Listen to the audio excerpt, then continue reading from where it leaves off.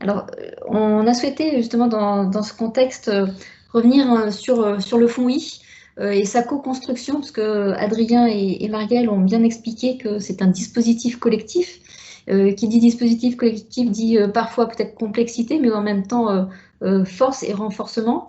Et donc pour ça, on a souhaité avoir deux témoignages complémentaires, et on remercie d'ailleurs à l'avance de Clément Chessou qui travaille à la Fondation Carasso, qui est l'un des investisseurs du fonds I, et Étienne Fissinger de cabinet Isalen, qui est l'accompagnateur qui a permis l'émergence donc du fonds I. Et donc pour ça, on va voir une petite vidéo que je vous partage tout de suite sur justement comment ils ont vécu l'émergence, la co-construction du fonds I.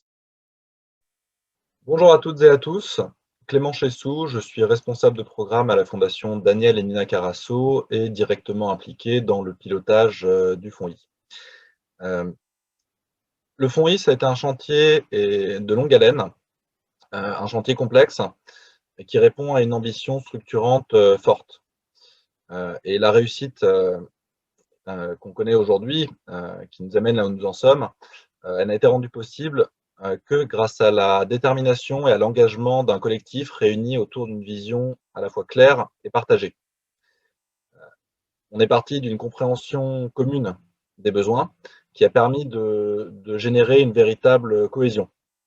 Cette cohésion, elle était absolument nécessaire puisqu'il nous a fallu mobiliser dans la durée des ressources et des compétences importantes pour pouvoir mener à bien cette innovation. C'est bien cette cohésion initiale qui a permis d'arriver à une véritable mutualisation durant ces dernières années. On était conscient dès le départ que ce travail demanderait un investissement soutenu et constant de la part des uns et des autres, et également conscient de la complexité de la tâche et du défi qui était devant nous. Cette complexité appelait profondément une mobilisation collective pour pouvoir vraiment arriver à concevoir une solution qui soit pérenne, qui soit structurante pour tout un écosystème d'acteurs et qui soit capable, avec beaucoup de finesse, de répondre à une diversité de besoins, réclamant des réponses sur mesure. La diversité des acteurs réunis autour de la table a été un facteur clé dans la réussite de ce chantier, même si cela a induit une complexité importante, mais ça a été vraiment une source d'enrichissement pour tout le monde. Personnellement, je suis admiratif de la volonté sans faille qu'ont manifesté les partenaires durant plus de 2 ans, dans la mesure où personne n'a eu peur de se remettre en question, chemin faisant, et où ça nous a permis également de rester intransigeants par rapport à l'ambition initiale qui nous avait réunis. On n'a pas choisi la facilité, et je crois que c'est vraiment ça la force finalement d'un collectif. C'est cette capacité à se co-responsabiliser pour pouvoir garder un cap commun. On espère aujourd'hui que beaucoup d'acteurs souhaiteront nous rejoindre, puisque c'était vraiment la volonté de notre collectif, que de permettre à d'autres de bénéficier des ressources qu'on a mis en commun depuis le début de cette aventure. Merci à tous et je vous souhaite une excellente journée de travail. Merci Clément pour ce témoignage. Écoutons maintenant celui d'Étienne Fissinger du cabinet Isalen qui a accompagné le fonds I et sa co-construction. Alors, on nous a demandé, comme accompagnateur du fonds I, de retracer ce que nous avions vécu ces derniers mois.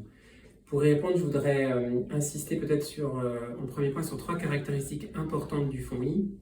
D'une part, pour dire que c'est un dispositif pluri-acteur, donc qui mobilise un collectif d'investisseurs, mais aussi de partenaires, et qui, ensemble, ont vocation à être le catalyseur d'une dynamique collective.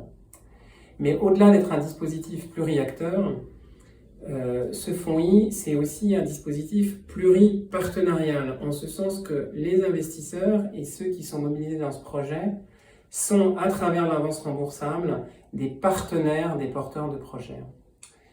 Et enfin, c'est un dispositif multidimensionnel qui couvre un champ extrêmement étendu de sujets, de thématiques et de besoins, qui, par nature, font appel à une multitude d'intervenants et d'appuis extérieurs.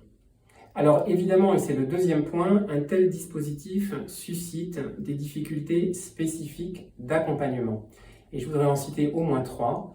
D'abord dire que comme accompagnateur, dans ce type de dispositif, on ne peut pas répondre à tout, et que compte tenu de l'ampleur et de la diversité des sujets, eh ben, c'est déjà une première limite.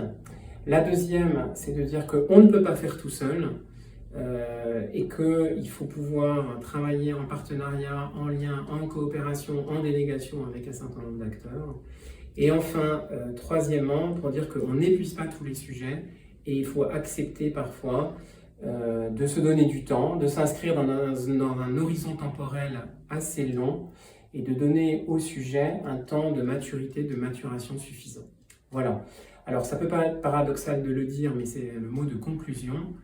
Si un tel dispositif porte en lui-même ses spécificités, voire ses complexités d'accompagnement, il est aussi le meilleur remède ou le meilleur moyen pour y répondre, puisque cette dimension collective, elle est justement l'instrument ou le levier qui permettent de traiter au mieux ces différentes difficultés que l'on a pu et que l'on rencontre dans ce type de dispositif.